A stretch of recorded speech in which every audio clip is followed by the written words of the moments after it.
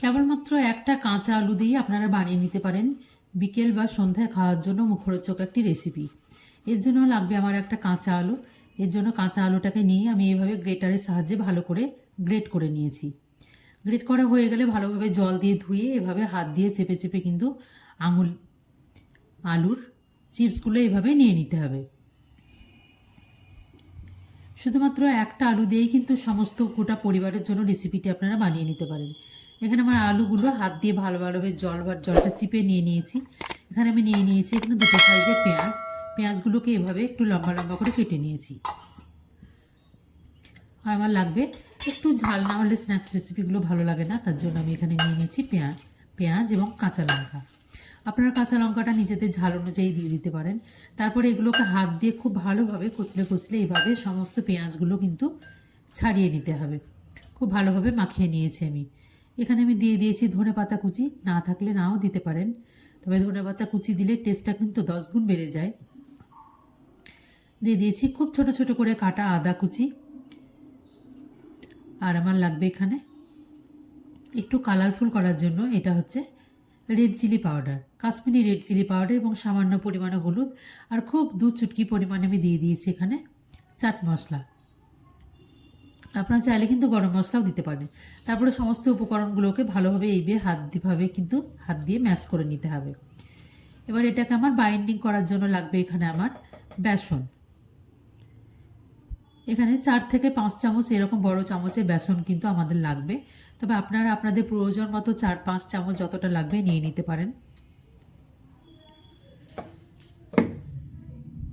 এখানে আমি 3 থেকে 4 চামচ নিয়ে নিয়েছি। আর এটা যেন একটু ক্রাঞ্চি ভাব আসে এবং ঠান্ডা হওয়ার পরেও যেন মুচমুচে থাকে, তার জন্য আমি এখানে নিয়ে নিয়েছি এটা চালের গুঁড়ো। বাজার থেকে কেনা চালের গুঁড়ো দিয়ে দিতে পারেন।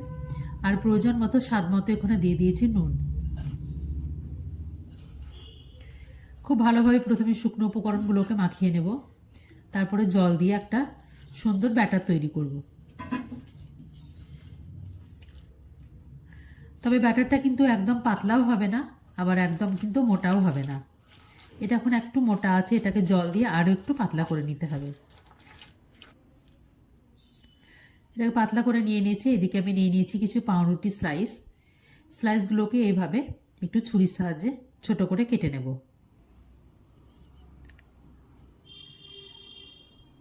আমি এখানে 3টে নিয়েছি, 3টে দিয়ে প্রায় 12টা পর্যন্ত হয়ে যাবে আমার স্ন্যাক্স রেসিপিটা।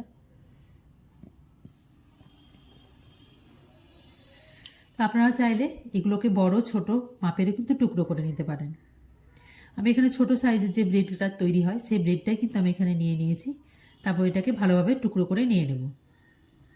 এদিকে একটা দিকে আমি কড়াইয়ে কিন্তু তেল গরম করতে দিয়েছি। এদিকে ব্যাটারটা কিন্তু আমার একদমই রেডি। এইভাবে পাউরুটির মধ্যে খুব ভালোভাবে এটাকে কোটিং করে নিতে হবে, যেন 2 দিকে সমান পরিমাণে মশলাটা লেগে যায়, সেদিকে খেয়াল রাখতে হবে। এদিকে তেল গরম হয়ে গেছে, আমি কিছু আগেই দিয়ে দিয়েছি, আবারও কিছু এখানে একটা একটা করে দিয়ে দেব। তেলটা কিন্তু একদম হাই হিটে খুব বেশি ফ্লেম দিয়ে গরম করলে কিন্তু একদমই চলবে না, মিডিয়াম আঁচে রেখে এগুলোকে ভেজে তুলতে হবে। এখানে একসঙ্গে আমি 6টা পর্যন্ত দিয়ে দিয়েছি। তারপর এটা আঁচটা একটু মিডিয়ামে রেখে এভাবে উল্টে দিতে হবে।